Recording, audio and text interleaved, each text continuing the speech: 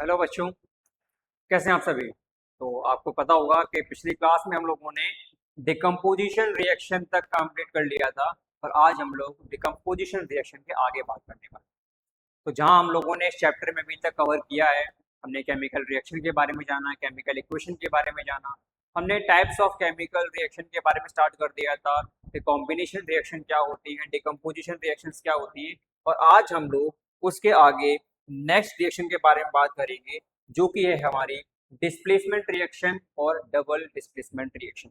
हो सकता है कि आज हम लोग ये टॉपिक खत्म करते हैं, तो बिना देरी के स्टार्ट करते हैं कि हमारा टॉपिक है डबल डिस्प्लेसमेंट और डिस्प्लेसमेंट रिएक्शन के बारे में। तो बेटा एक वर्ड मैं आपको बताना चाहता हूँ, उसको ध्यान से देखना। और वो वर्ड क्या है उसको ध्यान देना बेटा।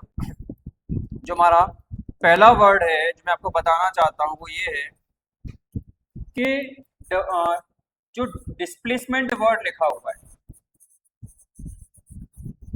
डिस्प्लेसमेंट, और एक लिखा हुआ है डबल डिस्प्लेसमेंट। एक लिखा है डिस्प्लेसमेंट एंड दूसरा है डबल डिस्प्लेसमेंट। इसका मतलब क्या है कि सर डिस्प्लेसमेंट में अगर हम ध्यान से देखें तो डिस्प्लेसमेंट वाले वर्ड में हमें एक वर्ड दिखाई दे रहा है डिस्प्लेस। हमें क्या दिख रहा है कि सर हमें डिस्प्लेस दिख रहा है। और डिस्प्लेस का मतलब सर हम जानते हैं, आपने बताया था हमें कि डिस्प्लेस का मतलब होता है कि अपनी जगह से हटा देना, अपनी जगह से हटा देना। तो अपनी जगह से हटा देना, डिस्प्लेस कर देना। तो क्या डिस्प्लेसमेंट रिएक्शन में कोई अपनी जगह छोड़ रहा है या कोई किसी को अपनी जगह से हटा रहा है? तो बिल्कुल बेटा, डिस्प्लेसमेंट रिएक्शन एक ऐसी रिएक्शन है जहां पर एक एलिमेंट अपनी जगह छोड़ेगा, या फिर हम ये कह सकते हैं कि दूसरा एलिमेंट कंपाउंड में पाए जाने वाले एक एलिमेंट को अपनी जगह से हटा देगा। फॉर एग्जाम्पल अगर हम बात करें तो ये दोनों ही जो रिएक्शन है उनमें से जो हमारी मेन रिएक्शन है डिस्प्लेसमेंट रिएक्शन, उसमें एक लॉ काम करता है कि जो हाईली रिएक्टिव होगा वो हमेशा लेस रिएक्टिव को हटा देगा। हाईली रिएक्टिव लेस रिएक्टिव को अपनी जगह से हटा देगा। सिंपल सी भाषा में अगर हम बात करें, जिसकी लाठी उसकी भैंस, जिसकी लाठी उसकी भैंस। अगर हम ये कहें कि तुम में ताकत है तो तुम आ जाओ लड़ लो हमसे, हम हट जाएंगे, वरना मैं यहीं खड़ा हूं, वरना मैं यहीं खड़ा हूं, मैं नहीं हटने वाला। अगर मैंने फर्स्ट बेंच पर आकर बैग रख दिया, मैं यहीं बैठूंगा। तुम में अगर ताकत है तो आओ मेरे से लड़ो और मुझको हटा के दिखाओ। अगर तुम में ताकत नहीं है तो मैं नहीं हटने वाला। मतलब क्या कि अगर कोई एलिमेंट हाईली रिएक्टिव है तभी वो लेस रिएक्टिव को हटा पाएगा, वरना वो नहीं हटा पाएगा। एक छोटे से एग्जांपल को लेते हैं फिर समझाएंगे आपको। मान लेते हैं कि कॉपर सल्फेट लिया। क्या लिया? Copper sulphate. कॉपर सल्फेट एक कंपाउंड है, कॉपर सल्फेट एक कंपाउंड है। सेकंड हम ले रहे हैं जिंक। जिंक क्या है? इसे जिंक एक एलिमेंट है। याद रखना बेटा कि जब भी डिस्प्लेसमेंट रिएक्शन होगी तो डिस्प्लेसमेंट रिएक्शन में हमेशा एक कंपाउंड और एक एलिमेंट हमें लेना पड़ेगा। डिस्प्लेसमेंट रिएक्शन में हमेशा एक कंपाउंड और एक एलिमेंट लेना पड़ेगा।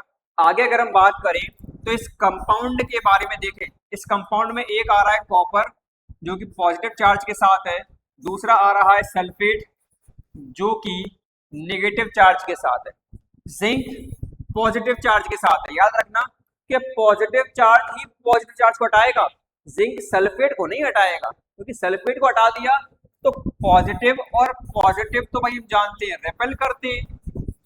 बॉन्ड कब बनेगा कि सर बॉन्ड तो तभी बन सकता है जब एक पॉजिटिव हो और एक नेगेटिव। तो मतलब नेगेटिव ही नहीं रहेगा क्योंकि जिंक हटाने वाला है। तो जिंक किसको हटाएगा? जिंक हटाएगा कॉपर। जिंक किसको हटाएगा? इसे जिंक हटाएगा कॉपर को। तो जब जिंक कॉपर को हटाएगा तो हमें पता करना पड़ेगा कि जिंक ज्यादा रिएक्टिव है या कॉपर।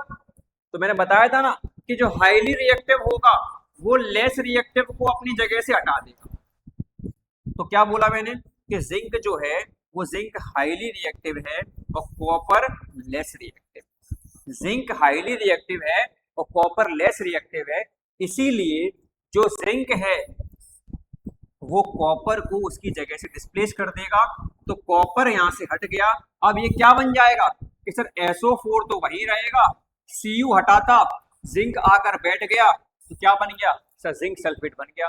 कॉपर कहाँ गया कि सर जिंक ने कॉपर को अलग कर दिया तो कॉपर अलग आ गया। तो ये था हमारा डिस्प्लेसमेंट रिएक्शन कि एक हाईली रिएक्टिव एलिमेंट ने दूसरे कंपाउंड में पाए जाने वाले लेस रिएक्टिव एलिमेंट को डिस्प्लेस कर दिया, उसकी जगह से हटा दिया, तो यही हमारी रिएक्शन डिस्प्लेसमेंट रिएक्शन कहलाती। अब क्वेश्चन ये आता है माइंड में कि सर हमें पता कैसे चले कि कोई एलिमेंट हाईली रिएक्टिव है या लेस रिएक्टिव है।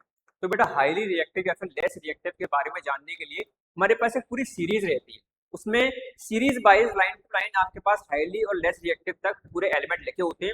उसका मैं शॉर्ट बनाकर आज आपको डाल दूंगा इसी वीडियो के ठीक बाद, तो आपको बिल्कुल क्लियर हो जाएगा, इसीलिए जुड़े रहिए और बने रहिए।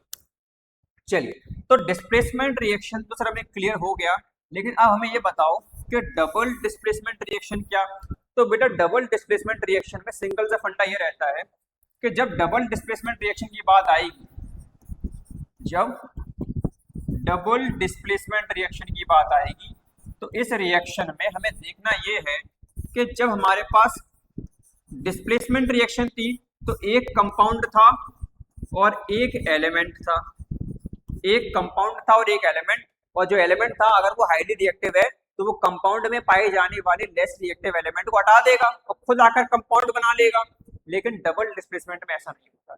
डबल डिस्प्लेसमेंट में आपको एक कंपाउंड या एक एलिमेंट नहीं, यहाँ पर आपको दो कंपाउंड लेने पड़ेंगे।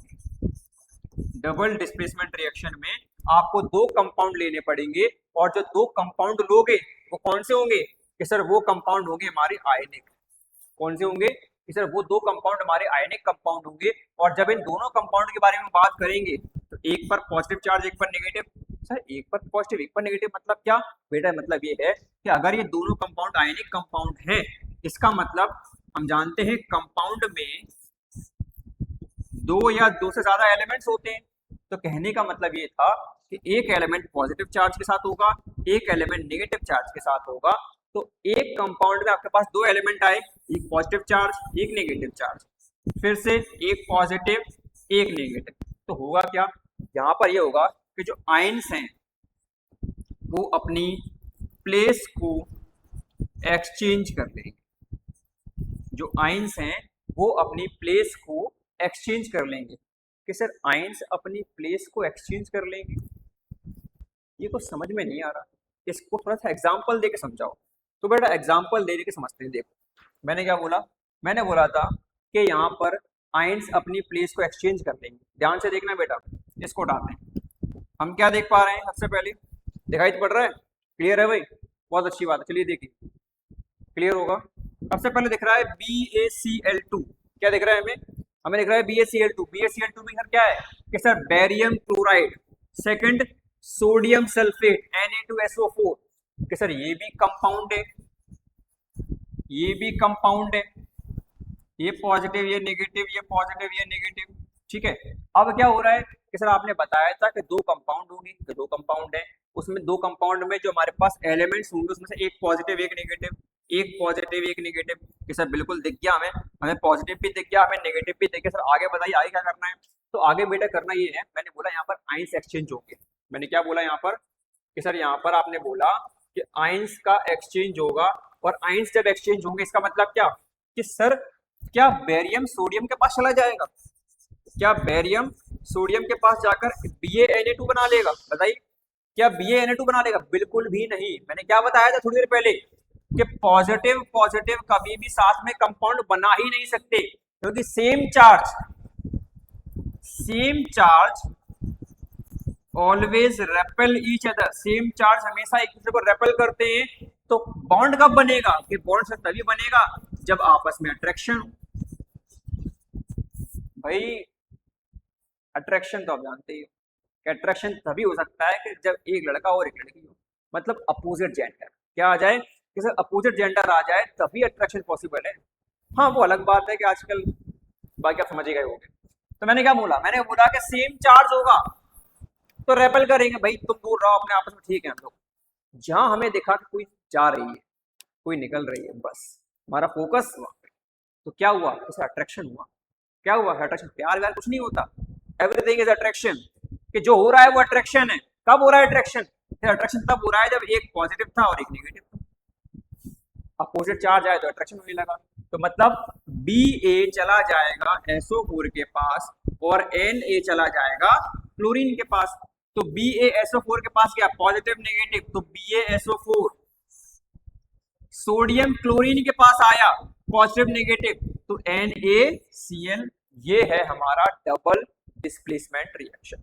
हो सकता है यहाँ तक आपको कोई डाउट ना रहा हो, फिर भी मैंने बोल रखा है, आप लोगों से डाउट रहता है, कोई भी किसी भी कंडीशन में, किसी भी टॉपिक पर, किसी भी पॉइंट में डाउट आ जाए, बेझिझक कमेंट बॉक्स में डाल देना।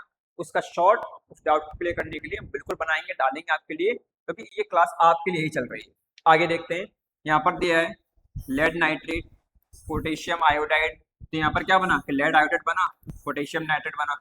इसी तरह से हमें यहाँ पर और रिएक्शंस दे दी गई हैं, जो कि क्या है, जो कि हमारी डबल डिस्प्लेसमेंट रिएक्शन है। तो यहाँ तक हम लोगों ने डिस्प्लेसमेंट रिएक्शन के बारे में जाना, डबल डिस्प्लेसमेंट रिएक्शन के बारे में जाना। आगे जब हम बात करते हैं तो हमें देखने को मिलता है कि सर क्या आगे हमें देखने को मिलेगा हमारी नेक्स्ट रिएक्शन, जो कि है रेडॉक्स रिएक्शन। कौन सी है सर? वो है हमारी रेडॉक्स रिएक्शन। और आपने बताया था कि सर रेडॉक्स रिएक्शन में हमें दो चीजें पढ़ने को मिलेंगी, एक हमें पढ़ने को मिलेगी ऑक्सीडेशन, दूसरी हमें पढ़ने को मिलेगा रिडक्शन। एक हमें पढ़ने को मिलेगा ऑक्सीडेशन, दूसरा हमें पढ़ने को मिलेगा रिडक्शन। तो जब ऑक्सीडेशन आ जाए, रिडक्शन आ जाए, तो उस कंबाइंड फॉर्म ऑफ रिएक्शन को रेडॉक्स रिएक्शन के नाम से जाना जाता है। एक सिंपल सी भाषा में आपको थोड़ा ट्रिक समझा देता हूं मैं। ऑक्सीडेशन मतलब क्या कि सर ऑक्सीजन का ऐड होना, हाइड्रोजन का रिमूव होना, इलेक्ट्रॉन्स का लॉस, तीन कंडीशन चलती हैं। याद रखना, ऑक्सीडेशन में आपको तीन कंडीशंस फॉलो करनी पड़ेंगी। किसी भी कंडीशन में अगर आपको ऑक्सीजन ऐड होता हुआ दिखाई दे जाए तो ऑक्सीडेशन, हाइड्रोजन रिमूव होता हुआ दिखाई दे जाए तो ऑक्सीडेशन, यह इलेक्ट्रॉन्स का लॉस होता हुआ दिखाई दे जाए, तब भी हम कह सकते हैं कि ये हमारा ऑक्सीडेशन रिएक्शन है। सेकंड, अगर हम बात करें रिडक्शन की, तो वो ठीक उसका उल्टा है। ऑक्सीडेशन का रिमूव होना, हाइड्रोजन का ऐड होना और इलेक्ट्रॉन्स का गेन होना, ये हमारी रिडक्शन रिएक्शन कहलाएगी। तो मैंने क्या बताया कि सर आपने हमें बताई यहाँ पे तीन तीन कंडीशन। इलेक्ट्रॉन्स अगर लॉस हो रहे हैं तो ऑक्सीडेशन, इलेक्ट्रॉन गेन हो रहा है तो रिडक्शन। अगर ऑक्सीडेशन हो रहा है तो तीन कंडीशन फॉलो करनी पड़ेंगी आपको। पहली कंडीशन क्या कि सर ऑक्सीडेशन में आपने तीन कंडीशन बताई। पहली कंडीशन थी कि, ध्यान देना बेटा, दोबारा देखते हैं फटाफट से एक बार कि सर थोड़ा दोबारा समझाओ, समझ में नहीं आ रहा। ओके बेटे, देखते हैं मेरा बेटे। तो ऑक्सीडेशन, रिडक्शन, रेडॉक्स रिएक्शन दोबारा देखते हैं, कोई इशू नहीं है, आप ही के लिए क्लास चल रही है। देखिए सिंपल भाषा में मैंने बोला रेडॉक्स रिएक्शन क्या, तो रेडॉक्स रिएक्शन का सिंपल सा मतलब ये होता है कि रेडॉक्स रिएक्शन एक कंबाइंड फॉर्म है ऑक्सीडेशन और रिडक्शन का। रेडॉक्स रिएक्शन एक कंबाइंड फॉर्म है ऑक्सीडेशन और रिडक्शन का। तो पता कैसे करें कि ऑक्सीडेशन हो रहा है या रिडक्शन हो रहा है? तो इसको पता करने के लिए अगर ऑक्सीडेशन है तो तीन कंडीशन फॉलो करनी है बेटा हमें, और अगर रिडक्शन है तब भी हमें तीन कंडीशन ही फॉलो करनी है। तो आइए जानते हैं वो तीन कंडीशन है क्या। वो तीन कंडीशन ये है कि अगर ऑक्सीडेशन है तो ऑक्सीजन यहाँ पर ऐड हो जाएगा किसी भी कंपाउंड में, किसी भी एलिमेंट में। अगर ऑक्सीडेशन है तो हाइड्रोजन रिमूव हो जाएगा और इलेक्ट्रॉन्स जो हैं उन इलेक्ट्रॉन्स का लॉस होगा। इलेक्ट्रॉन्स का लॉस होगा मतलब क्या, मतलब पॉजिटिव चार्ज। आगे आ जाइए। रिडक्शन अगर चल रहा है तो जो ऑक्सीजन है वो ऑक्सीजन यहाँ पर रिमूव हो जाएगी, हाइड्रोजन यहाँ पर ऐड हो जाएगी और जो इलेक्ट्रॉन्स हैं वो इलेक्ट्रॉन्स यहाँ पर गेन होंगे।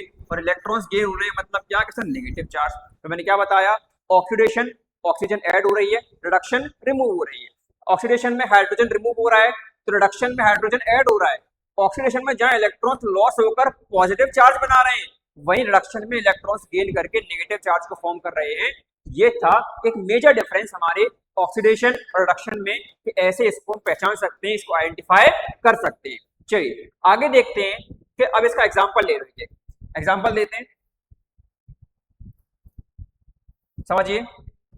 पहला पॉइंट हमें क्या दिया है, ऑक्सीडेशन में गेन ऑफ ऑक्सीजन, कि हमारे पास कॉपर था, कॉपर में जैसी ऑक्सीजन मिला कॉपर ऑक्साइड बन गया, ऑक्सीजन ऐड हो गई। सेकंड HCl था, हाइड्रोक्लोरिक एसिड H और Cl से मिलकर बना था। जैसे ही इनको ब्रेक किया गया तो हाइड्रोजन अलग, क्लोरीन अलग, तो क्लोरीन से हाइड्रोजन का रिमूव होना, क्लोरीन से हाइड्रोजन का रिमूव होना, तो भी क्या सर, तो भी oxidation reaction. Loss of electrons देखो कि कॉपर था, कॉपर में क्या होता है कि सर कॉपर में 2 इलेक्ट्रॉन लॉस हो जाते हैं तो पॉजिटिव चार्ज बनता है, आयरन में 3 इलेक्ट्रॉन्स का लॉस होता है तो पॉजिटिव चार्ज बनता है, तो ये भी क्या है कि सर ये भी ऑक्सीडेशन है। आई थिंक आपको यहां से क्लियर हो गया होगा। आगे अगर हम बात करें तो सेम कंडीशन बनती है रिडक्शन में। कैसे बनेगी देखते हैं कि हाइड्रोजन था, ऑक्सीजन था, ऑक्सीजन में हाइड्रोजन ऐड हो गया, ऑक्सीजन में हाइड्रोजन ऐड हो गया, तो हाइड्रोजन का ऐड होना इसे रिडक्शन। H2O था, H2O को ब्रेक किया गया by the process of electrolysis. कौन सा electrolysis? Sir electrolytic decomposition reaction, याद आ गया होगा आप लोगों को, इलेक्ट्रिसिटी पास करवाकर तोड़ते हैं कंपाउंड को यहाँ पर। तो H2O को जब तोड़ा गया तो हाइड्रोजन अलग, ऑक्सीजन अलग, मतलब इसमें से ऑक्सीजन रिमूव कर दी गई, और ऑक्सीजन रिमूव कर देना मतलब क्या, मतलब रिडक्शन। आगे देखते हैं कि गेन ऑफ इलेक्ट्रॉन्स में कि सर जो हमारे पास आयरन था, उस आयरन ने जब 3 इलेक्ट्रॉन दिए तो पॉजिटिव चार्ज आ गया था, लेकिन यहाँ पर 3 इलेक्ट्रॉन लिए तो फिर क्या हो गया, sir gain of electrons, electrons को ले भी रहे। ऐसे हम कॉपर की बात करेंगे, ठीक है। तो इस तरह से यहाँ पर हमें ये कंडीशंस देखनी पड़ती है, तभी जाकर हम बता पाएंगे ऑक्सीडेशन है रिडक्शन। अब आप बात आती है प्रैक्टिस, क्योंकि यहाँ तक हम लोगों ने टाइप्स ऑफ केमिकल रिएक्शन पूरा कवर कर लिया है। हमने कॉम्बिनेशन के बारे में जाना, हमने डिस्प्लेसमेंट के बारे में जाना, डबल डिस्प्लेसमेंट के बारे में जाना, डिकम्पोजिशन के बारे में जाना, ऑक्सीडेशन रिडक्शन के बारे में आज जानकर हम लोगों ने टॉपिक को खत्म कर दिया, टाइप्स ऑफ रिएक्शन। आगे हम जब बात करेंगे तो क्वेश्चन ये उठता है कि प्रैक्टिस का क्या, सर प्रैक्टिस का क्या, क्योंकि बिना प्रैक्टिस के तो भाई हम शायद है नहीं बता पाए, तो कैसे पता करें, सर प्रैक्टिस कैसे करवाओगे? तो प्रैक्टिस करवाने के लिए आप टेंशन मत लीजिए, आपके लिए अलग से एक प्रॉपर सेपरेट वीडियो बनाई जाएगी, उस वीडियो में प्रॉपर प्रैक्टिस करेंगे एनसीईआरटी और पीवीआई के क्वेश्चंस की। तो जुड़े रहिए, बड़े रहिए और प्रैक्टिस क्वेश्चंस को देखना ना भूलें। आगे देखते हैं, हमारी अगली रिएक्शन आती है, ये थोड़ी एक्स्ट्रा है, इसको देख लेते हैं। इसमें दिया गया है एक्सोथर्मिक और एंडोथर्मिक। इसको पढ़ाने से पहले मैं आपको कुछ वर्ड्स बता दूं। एक्सो आ जाए समझ जाओ बाहर की बात हो रही है, आउटसाइड। एंडो आ जाए समझ जाओ अंदर की बात हो रही है, इनसाइड। और थर्मो, थर्मा, थर्मल, मैं बता चुका हूं बेटा पहले भी आप लोगों को। इस तरह के जब भी वर्ड आपको देखने को मिले समझ जाओ हीट से संबंधित है। और ये वर्ड मैंने आपको बताया था डिकम्पोजिशन रिएक्शन के टाइम पर, first type of decomposition reaction, thermal decomposition reaction के हीट की वजह से कंपाउंड का ब्रेक होना। अब यहां पर अगर कोई वर्ड लिखा हुआ है कि एक्सोथर्मिक, एक्सोथर्मिक, एक्सो मतलब सर बाहर, थर्मिक मतलब हीट, जब हीट बाहर निकल जाए, जब हीट बाहर निकल जाए तो एक्सोथर्मिक। दूसरा वर्ड लिखा हुआ था एंडोथर्मिक, क्या लिखा था, एंडोथर्मिक। एंडो मतलब अंदर, थर्मिक मतलब हीट, जब हीट अंदर एब्जॉर्ब हो जाए, जब हीट अंदर एब्जॉर्ब हो जाए तो वो एंडोथर्मिक। तो एक्सोथर्मिक में हीट बाहर निकल रही है, एंडोथर्मिक में हीट अंदर एब्जॉर्ब हो रही है। तो हमें ध्यान देना है कि एक्सोथर्मिक रिएक्शन एक ऐसी रिएक्शन होती है जिस रिएक्शन में हीट एवॉल्व, हीट बाहर निकले। एंडोथर्मिक रिएक्शन एक ऐसी रिएक्शन होती है जिस रिएक्शन में हीट एनर्जी एब्जॉर्ब हो जाए, हीट एनर्जी एब्जॉर्ब हो जाए, वो बाहर नहीं निकलेगी। ध्यान देना बेटा, वो एनर्जी बाहर नहीं निकलेगी, वो वहीं के वहीं अंदर एब्जॉर्ब हो जाएगी। तो ये है हमारी एक्सोथर्मिक और एंडोथर्मिक रिएक्शन। कुछ एग्जांपल आपको दिए गए हैं कि कैल्शियम ऑक्साइड में जब वाटर डाला जाता है तो कैल्शियम हाइड्रोक्साइड बनता है, जिसको हम जानते हैं चूना लेते हैं, हमने चूने में जैसे पानी डाला तो चूने में पानी डालते ही बाल्टी गर्म पड़ जाती है, हीट की गैस निकल रही होती है, गर्म हो जाता है पूरा एनवायरनमेंट।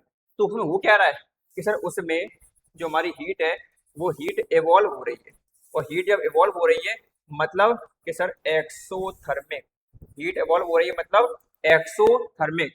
इसी तरह से हम मीथेन को ले लें, CH4 मतलब क्या है कि CH4 मतलब सर मीथेन होता है, नेचुरल गैस होती है हमारी।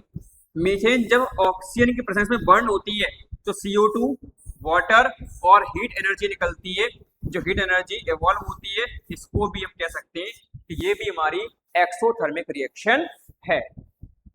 नेक्स्ट अगर हम बात करें एंडोथर्मिक में, सर एंडोथर्मिक में हम जानते हैं कि हम एंडोथर्मिक में सिंपल से मतलब क्या कि जब हमारी हीट एनर्जी जब हमारी हीट एनर्जी एब्जॉर्ब हो जाए।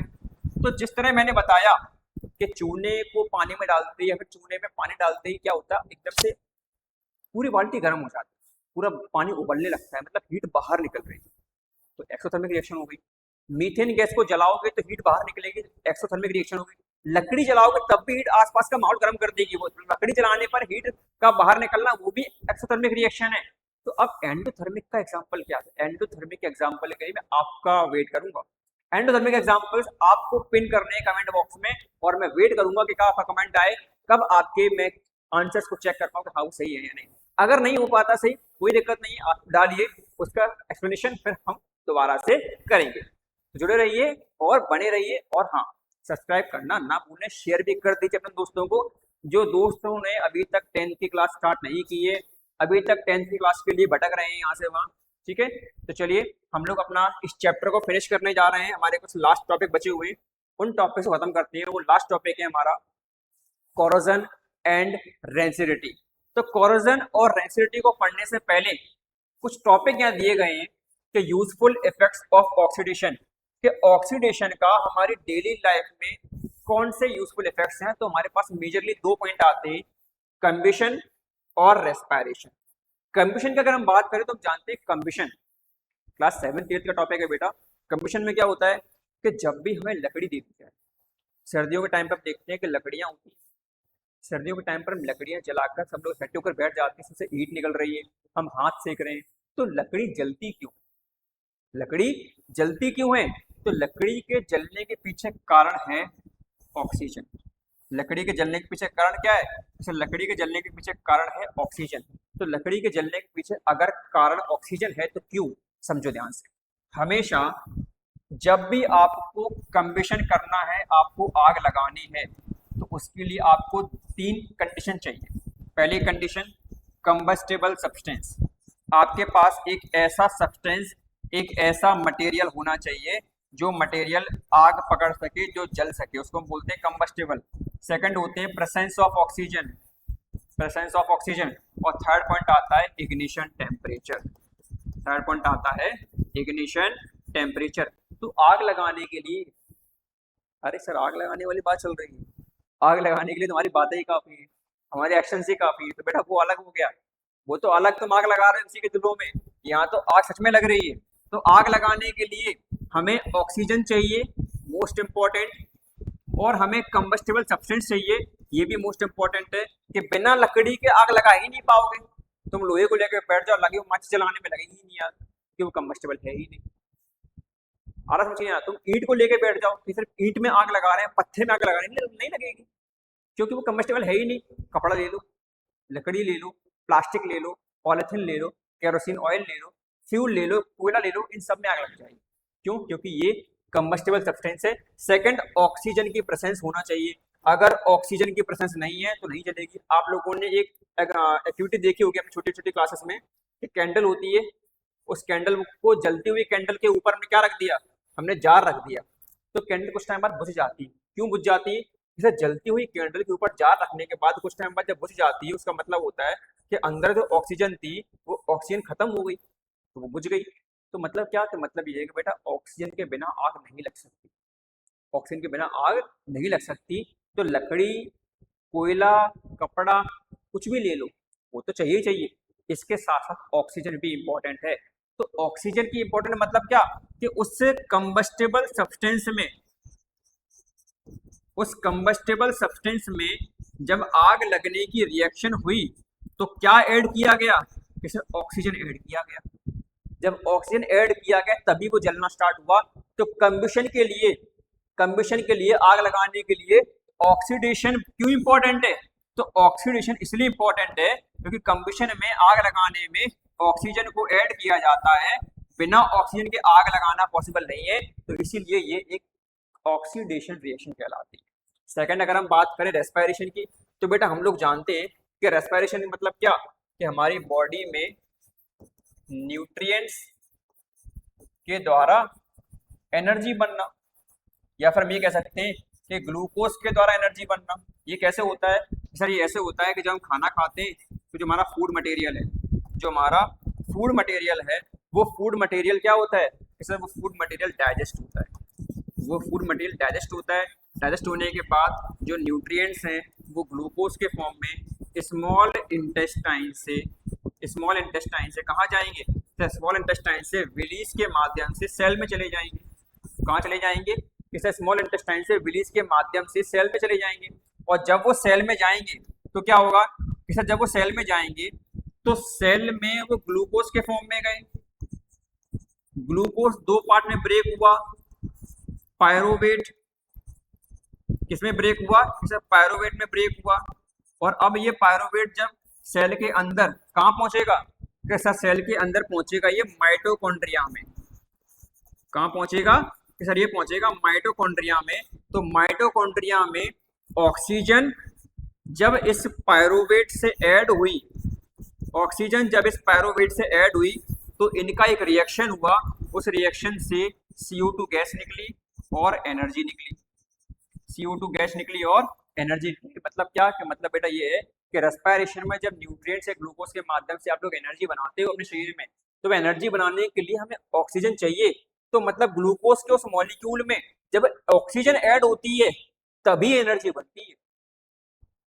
अच्छा सर, मतलब पायरोवेट में ऑक्सीजन का ऐड होना मतलब ऑक्सीडेशन होना, तभी एनर्जी बन रही है, तभी एनर्जी बन रही है। तो इसका मतलब हम कह सकते हैं कि रेस्पिरेशन प्रोसेस में भी ऑक्सीजन ऐड हो रही होती है। तो रेस्पिरेशन भी एक ऑक्सीडेशन प्रोसेस है, कि रेस्पिरेशन में एनर्जी बनाने के लिए हमें ऑक्सीजन चाहिए, तो that is also an oxidation process. वो भी कौन सी रिएक्शन है, कि सर ये भी एक ऑक्सीडेशन रिएक्शन है। आई थिंक आपको यहाँ तक क्लियर हो गया होगा कि ऑक्सीडेशन कंबशन में और रेस्पिरेशन में कैसे हेल्प करती है। आगे अगर हम बात करें तो इस चैप्टर की एंडिंग है, जहाँ पर हम लोग कोरोजन के बारे में बात करेंगे, हम लोग रेंसिडिटी के बारे में बात करेंगे, और फिर हमारा ये चैप्टर खत्म, हमारी ये फर्स्ट चैप्टर की फर्स्ट जर्नी खत्म।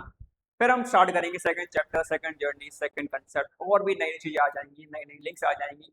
तो उसके लिए भी भैया हमें कहीं जाना नहीं है, जुड़े रहना है और अपने दोस्तों को भी शेयर कर देना है। तो लास्ट के 2 टॉपिक हैं, स्टार्ट करते हैं कोरोजन। कोरोजन मतलब क्या, कि सर कोरोजन मतलब क्या बताइए, कोरोजन मतलब क्या। तो बेटा कोरोजन का सिंपल सा मतलब है कि जब, कोरोजन का सिंपल सा मतलब क्या, कि सर जब एटमॉस्फेयर में मौजूद मॉइस्चर और ऑक्सीजन की प्रेजेंस में आकर हमारे मेटल्स खराब होने लगे, उनकी ऊपर की लेयर खराब होने लगे, वो उनकी स्ट्रेंथ कमजोर पड़ जाए, वो कमजोर हो जाए, वो टूटने लगे, बिखरने लगे, खराब हो जाए, डिकम्पोज हो जाए। तो सर इतना सब कुछ हो रहा है, बिल्कुल हो रहा है। कोरोजन का सिंपल सा मतलब ये है बेटा कि जब ऑक्सीजन और वाटर वेपर या वाटर या मॉइस्चर के प्रेजेंस में कोई मेटल आता है तो वो मेटल की ऊपर की लेयर खराब होने लगती है, वो मेटल ऊपर से सड़ने लगता है, खत्म होने लगता है, उसकी ताकत खत्म हो जाती है। इसी कंडीशन को कोरोजन कहा जाता है। अगर हम सिंपल से एग्जांपल ले लें कि आयरन ले लें, लोहा लिया, अब लोहे को जब लेते हैं तो लोहे में क्या होता है कि सर लोहे को हम छत पे छोड़ते हैं, तो लोहे को अगर छत पे छोड़ दिया जाता है तो लोहा छत पर छोड़ने से जब ऑक्सीजन मिली हवा में से, जब मॉइस्चर मिला, उसको नमी मिली हवा में से, तो इन सब से रिएक्ट करके लोहे के ऊपर जंग लगने लगती है, लोहा कमजोर पड़ जाता है, लोहा खोखला होने लगता है, लोहा टूटने लगता है। अच्छा, तो क्या ये कोरोजन है? बिल्कुल कोरोजन है। लेकिन वो ब्राउन ब्राउन लेयर क्या थी, वो ब्राउन ब्राउन लेयर कहलाती है रस्ट। क्या कहलाती है कि सर वो ब्राउन लेयर कहलाती है रस्ट, और इस प्रोसेस को हम बोलते हैं रस्टिंग। इस प्रोसेस को हम क्या बोलते हैं, रस्टिंग। इसका फॉर्मूला बेटा बहुत पूछा जाता है, इसका फॉर्मूला बहुत आता है कि जब आयरन ऑक्सीजन और वाटर के कांटेक्ट में आया तो क्या बनाया उसने, उसने बनाया फेरस ऑक्साइड। क्या बनाया उसने, बनाया फेरस ऑक्साइड, और यही हमारा कोरोजन कहलाता है। अब होता क्या है सर, अगर भाई कोरोजन कहलाता है तो रस्टिंग वाला वर्ड कहाँ से आया? तो बेटा रस्टिंग कोई स्पेशल वर्ड नहीं है, इसका मतलब सिंपल सा ये है कि अलग अलग जो हमारे मेटल्स हैं, उन अलग अलग मेटल्स में जब कोरोजन होता है तो अलग अलग मेटल्स में होने वाले कोरोजन के अलग अलग नाम दे दीजिएगा, बस इतना सा है। आयरन अगर खराब हो रहा है तो रस्टिंग कह दिया। ऐसे ही अगर हम बात करें कॉपर की, जब कॉपर में कोरोजन होता है, कॉपर खराब होता है, तो इसका कलर क्या हो जाता है सर, इसका कलर हो जाता है ब्लैक। ठीक है, क्या हो जाता है सर, इसका कलर हो जाता है ब्लैक। आगे अगर मैं बताऊं आपको कि जो सिल्वर होती है वो सिल्वर को अगर हम देखते हैं कि चांदी की अंगूठी वगैरह वगैरह पहने हो, या मम्मी वगैरह चांदी की पायल जो पहनती है, वो लगातार ऑक्सीजन की और नमी के कॉन्टेक्ट में आती रहती है, ऑक्सीजन और पानी के कॉन्टेक्ट में, तो वो धीरे धीरे काली पड़ने लगती है, उसका शाइन खत्म होने लगती है, वो काली पड़ने लगेगी। तो चांदी का काला पड़ना ये भी कोरोजन है, ये भी क्या है सर, ये भी एक कोरोजन है। इससे भी हमारी चांदी क्या हो जाएगी, खराब हो जाएगी। और अगर हम बात करें कि सर कॉपर में एक कंडीशन और आती है कि जो कॉपर के वायर होते हैं, जो एसी वगैरह में लगे होते हैं या फिर और भी कहीं लगे होते हैं, उनके ऊपर एक ग्रीन कलर की लेयर बन जाती है, उनके ऊपर एक ग्रीन कलर की लेयर बन जाती है जिसको हम बोलते हैं कॉपर कार्बोनेट। ठीक है, तो उस ग्रीन कलर की लेयर का बनना ये भी कॉपर का कोरोजन है, कॉपर खराब हो रहा है यहाँ पर। तो अलग अलग मेटल्स में अलग अलग कंडीशंस आती हैं। ठीक है, इसमें अगर हम बात करें तो जब अलग अलग मेटल्स में अलग अलग कंडीशन बन रही थी, वो खराब हो रहे थे, तो उनको अलग अलग नाम दे दिया गया। इसमें सबसे मेन कॉमन नाम क्या था, जैसे हमारा आयरन था। आयरन जब खराब हो रहा होता है तो उसको हम बोलते हैं रस्टिंग, इसका कलर होता है ब्राउन।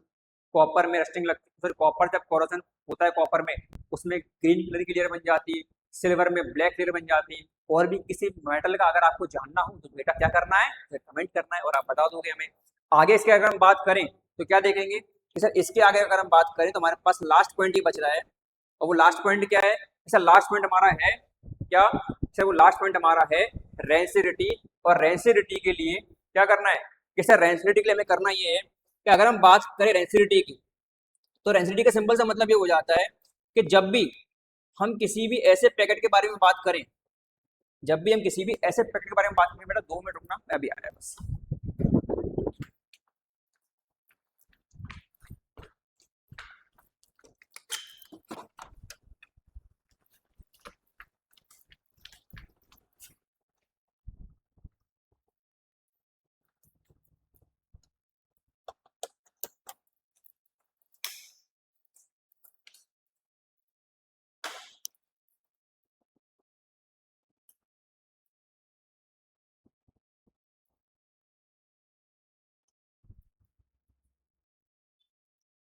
तो देखिए हम लोग क्या बात कर रहे थे, जैसे हम लोग बात कर रहे थे रेंसिडिटी के बारे में, रेंसिडिटी क्या है। तो बेटा रेंसिडिटी का सिंपल सा मतलब ये कि हम देखते हैं कि ऑयल्स और फैट, ऑयल्स और फैट के, ऑयल्स और फैट का मतलब क्या है सर, ऑयल्स और फैट का मतलब ये है कि ऐसा कोई भी खाना जो पैकेट में बंद हो, ऐसा कोई भी खाना जो पैकेट में बंद हो या पैकेट में बंद ना भी हो, उसको भी छोड़ दो, ऐसा कोई भी खाने का मटेरियल, एडाबल फूड मटेरियल जो खाने योग्य हो, जो खाने का मटेरियल हो, उसमें ऑयल हो या फैट हो, तो ऑयल और फैट से बना हुआ कोई भी खाने का मटेरियल जब ऑक्सीजन की प्रेजेंस में आता है तो खराब होने लगता है, तो फिर वो खराब होने लगता है। क्या होता है कि उस ऑयल का और उस फैट का जो उस खाने में मौजूद है, उनका ऑक्सीडेशन होने लगता है, उनका ऑक्सीडेशन होने लगता है, जिसकी वजह से वो ऑयल और फैट खराब होने लगते हैं, वो सड़ने लगते हैं, जिससे कि आपको एक बुरी स्मेल और बुरा टेस्ट आता है। और यही खाने का सड़ना, जिस खाने में ऑयल्स और फैट हो उसका सड़ना, उसका ऑक्सीडेशन होना, वही हमारा रेसिडिटी कहलाता है। अब इसको बचाएं कैसे, तो इसको बचाने के लिए हम एंटीऑक्सीडेंट्स पैकेट में मिला देते हैं जिससे कि ऑक्सीजन रिएक्ट ना कर पाए। सेकंड, नाइट्रोजन फिल कर देते हैं। नाइट्रोजन एक इनर्ट गैस है जो इजीली ऑक्सीजन के साथ रिएक्ट नहीं करती और हमारा खाना सेफ रहता है। Third, refrigeration. रेफ्रिजरेशन करने से क्या होता है कि सर टेम्परेचर बहुत लो हो जाता है, और टेम्परेचर लो हो जाने की वजह से ठंडे टेम्परेचर में ऑक्सीजन इजीली रिएक्ट नहीं कर पाती और लंबे समय तक वो खाना बचा रहता है। फोर्थ, अगर हम बात करें air tight container, air tight container में इजीली ऑक्सीजन नहीं जा पाती, तब भी हमारा खाना सेफ हो जाता है। अवॉइड लाइट एक्सपोजर, कि लाइट या खुले एनवायरनमेंट में उस खाने को लाने से बचना। इन सभी चीजों से हम कहीं ना कहीं खाने को लंबे समय तक बचा सकते हैं और उसको सेफ कर सकते हैं। सर आपने रेसिडिटी को कैसे बचाएं उसके तो आपने हमें रास्ते बता दिए, लेकिन आपने हमें इसका नहीं बताया कोरोजन के लिए। तो बेटा कोरोजन के लिए कुछ रास्ते में बताता हूँ आपको। देखो, सबसे पहला ऑयलिंग कर दो। उस मेटल पे अगर आप ऑयल की एक लेयर बना दोगे तो वो ऑयल की लेयर बनने से, मान लो कि ये हमारा मेटल है, ये क्या है, हमारा मेटल है, इसके ऊपर मैंने क्या कर दी कि सर इसके ऊपर आपने ऑयल की एक लेयर बना दी, तो क्या डायरेक्टली ऑक्सीजन इसके कांटेक्ट में आ पाएगी कि सर नहीं आ पाएगी। पहले ऑयल आएगा, उसके नीचे क्या है मेटल है, तो डायरेक्टली ऑक्सीजन मेटल के कांटेक्ट में नहीं आ पाएगी, तो हमारा कोरोजन नहीं होगा। तो ऑयलिंग कर दो, पेंट कर दो, पेंट की भी लेयर बीच में आ जाएगी, तो ऑक्सीजन डायरेक्टली मेटल पर रिएक्ट नहीं कर पाएगी। इसके अलावा आप ग्रीस कर सकते हो, ठीक है। सेकंड, आपको एक प्रोसेस का नाम याद होगा, गैल्वेनाइजेशन। गैल्वेनाइजेशन में हम जिंक मेटल की कोटिंग कर देते हैं दूसरे मेटल के ऊपर, जिंक मेटल की दूसरे मेटल के ऊपर कोटिंग कर देते हैं, जिससे क्या होता है कि जिंक मेटल ऑक्सीजन से इजीली रिएक्ट नहीं करता, और करने के बाद जो जिंक ऑक्साइड बनाता है तो उससे हमारा नीचे वाला मेटल खराब नहीं होता। थर्ड, अगर हम बात करें, आप इलेक्ट्रोप्लेटिंग कर सकते हो। इलेक्ट्रोप्लेटिंग के द्वारा भी आपका मेटल सेफ रहेगा, ठीक है। आप एलॉय कर सकते हो, एलॉय मतलब दूसरे मेटल के मिक्सचर को या फिर दूसरे मेटल को मिक्सचर के फॉर्म में ऐड कर देना। तो इन सभी कंडीशंस के द्वारा भी हम अपने मेटल को बचा सकते हैं। तो ये थी हमारी कोरोजन की प्रिवेंशन मेथड्स। तो बताइए, इसके अलावा आपको कोई भी टॉपिक जो लग रहा हो, आपका ये टॉपिक शायद छूट गया हो, शायद से ये टॉपिक सर में और एक्स्ट्रा पढ़ना है, मैं डीप में जाना है, समझ में नहीं आ रहा है, या कोई भी ऐसे डाउट आपके बचे हो, तो बेझिझक बिना किसी के बारे में सोचे आपको वो टॉपिक, वो डाउट, वो क्वेश्चन आपको कमेंट बॉक्स में डाल देना है। उसके बाद ये हमारी जिम्मेदारी है कि हम आपको वो क्लियर कर पाते हैं या नहीं, और नहीं का तो सवाल ही नहीं आता, आप आपको क्लियर कर ही देंगे। तो आपके क्वेश्चंस का इंतजार रहेगा, आपके डाउट्स का इंतजार रहेगा। तब तक के लिए इस क्लास को शेयर कर दीजिए, लाइक कर दीजिए, और सब्सक्राइब बटन दबाना ना भूले, क्योंकि आज हमारी क्लास एंड हो चुकी है। कल हो सकता है कि हम इसकी एक प्रैक्टिस क्लास रखें और बाकी नए चैप्टर चालू होना ही होना है। जुड़े रहिए और बने रहिए।